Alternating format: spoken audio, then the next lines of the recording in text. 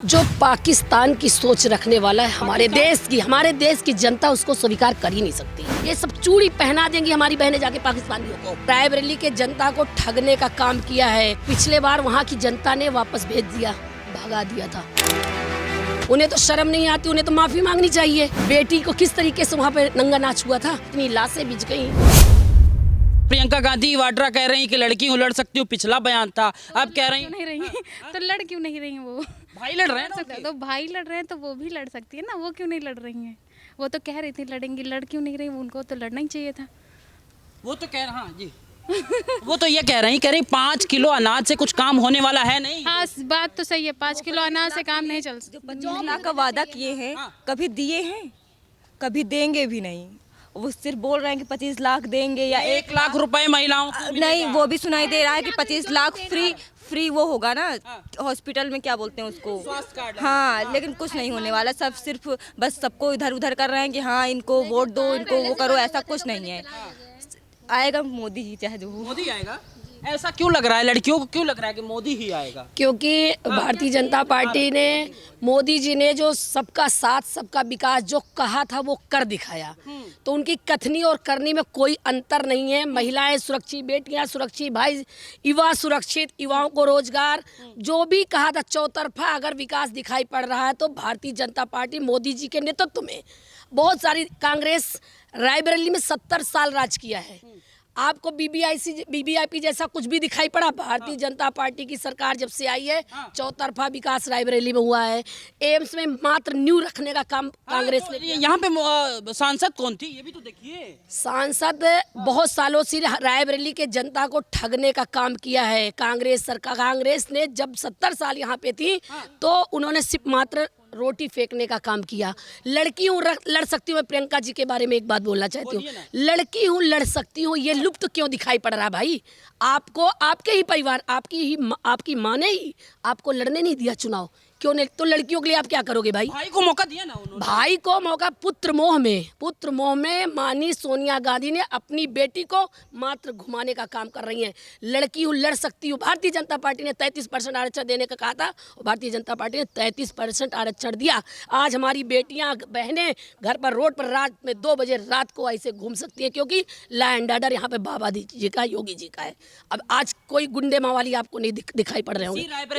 इसी रायबरेली में चलते हुए प्रियंका गांधी कह रही है 5 किलो अनाज से कुछ काम होने वाला नहीं है। ये इससे विकसित भारत बनाएंगी क्या? हाँ। कांग्रेस की सरकार में रात में गरीब आदमी भूखा सोता था और सुबह उठता था तो भी भूखा ही रहता था। भारतीय जनता पार्टी की सरकार जब से आई है कोई भी गरीब आदमी भूखा तो सो ही नहीं सकता। ये भारतीय जनता पार्टी की सरकार है। और बहुत इतने दिन यहाँ पे राज किया, क्या किया यहाँ पे? रेल कोच में मात्र डिब्बे की रंगाई होती थी, आज डिब्बे यहाँ से सप्लाई हो रहे हैं बाहर को। ये है भारतीय जनता पार्टी की सरकार। और इतना ही था, अमेठी छोड़ के यहाँ पर क्यों भाग गए भाई? अरे प्रेम है, यहाँ की जनता से प्रेम है। क्योंकि उनको पता था। उन्होंने कहा पूरे देश में डरो मत। अरे भैया, जब अपना ही डर के भाग के अमेठी से रायबरेली चले आए, जब अपना खुद डर गए तो देश की जनता का डर कैसे निकालेंगे भाई? खुद डर के भाग आए रायबरेली सेब जगह पे। यहाँ पे हालांकि सेब नहीं, इस बार रायबरेली भी एक कमल का फूल खिलाएगी और दिल्ली में पहुंचाएगी। सेब जगह क्यों नहीं लग रही? क्योंकि वहाँ तो पिताजी लड़ते थे, यहाँ माताजी लड़ती थी। माताजी ने उंगली पकड़ा करके यहाँ नॉमिनेशन कराया है, जीजा जी के साथ में आई थी। इसीलिए तो आपको बता रहे हैं कि पिछले बार वहाँ की जनता ने वापस भेज दिया, भगा दिया था, हराया था। कौन हारा था? राहुल गांधी जी, स्मृति ईरानी जी ने वहाँ पे हराया था। यहाँ पर भी इस बार राहुल जी हार के चले जाएंगे दिल्ली, वापस दोबारा नहीं आएंगे। ठीक है, क्या कह रही थी अभी आप? कह रहे हैं अमेठी से हारे तो ये रायबरेली भागे, और रायबरेली से हारेंगे तो कहाँ भागेंगी? कोई कंफर्म है इनका? वायनाड कोई परिवार कहा था, यहाँ कोई परिवार कह रहे हैं, किसको गले लगाएंगे लगता है? नहीं, वो तो भारत जोड़ो यात्रा चला रहे हैं ना, सब पूरा परिवार ही तो है उनका। सब परिवार ही तो है, पूरा भारत उनका। बस अब उनको रायबरेली ज़्यादा अच्छा लग गया तो रायबरेली आ गए। उनको शायद लगता है कि उनकी मम्मी का है एरिया, तो वो यहाँ पे आएंगे तो नानी के घर जैसा माहौल लग रहा है उनको। इसीलिए उनको मम्मी ने सोचा कि हमारे जो जनता है, हमारे जो एरिया के लोग हैं उसको फिर सपोर्ट करेंगे, बच्चे को हमारे।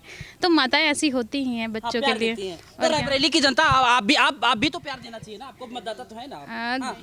हाँ है मतदाता, लेकिन अब देखिए जो हमारे दिल में है वही करेंगे। अब मम्मी के कहने से थोड़े ना सब कुछ करेंगे। मम्मी के कहने की बात नहीं मानते। देखिए, हाँ। जो पाकिस्तान की सोच रखने वाला है हमारे देश की जनता उसको स्वीकार कर ही नहीं सकती।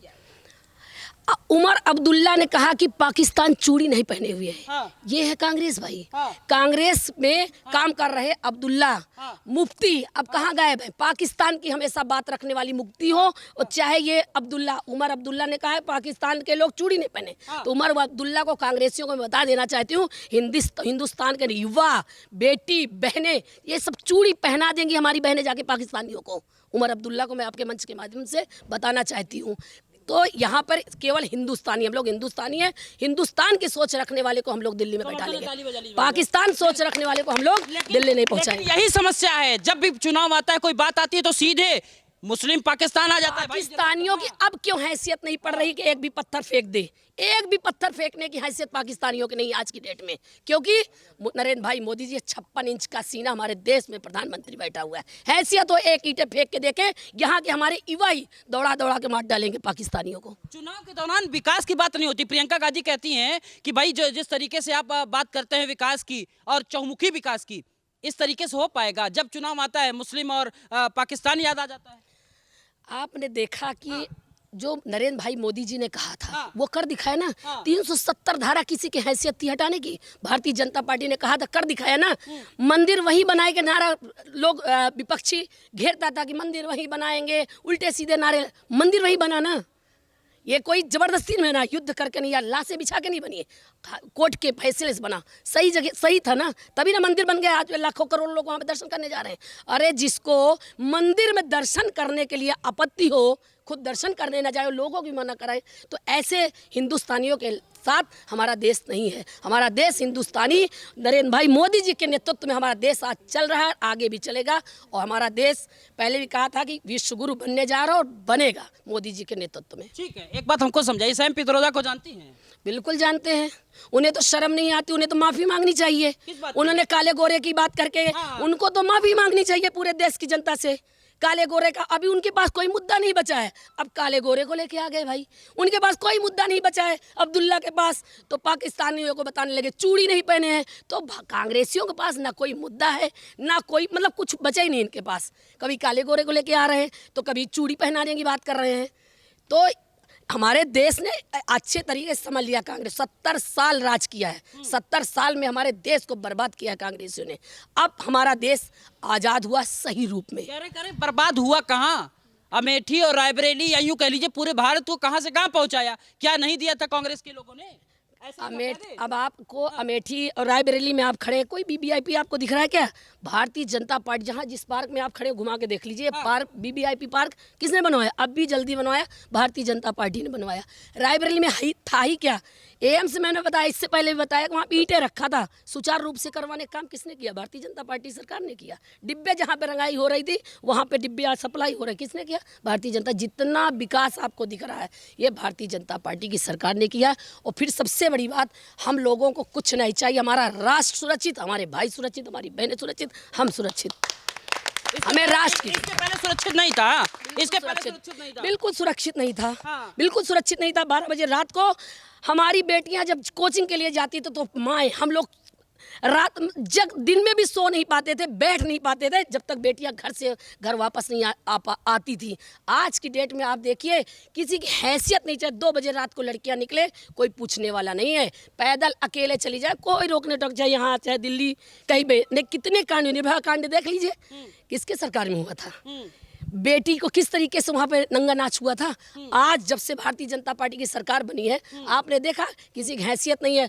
हमारे उत्तर प्रदेश में देखिए लॉ एंड ऑर्डर, हमारे योगी जी ने ये जितने अपराधी हैं या तो जेल में या तो इनकाउंटर या तो बेल में बाहर, तो इनकी कोई हैसियत नहीं। जितने भी क्रिमिनल थे चुपचाप बैठे हुए हैं।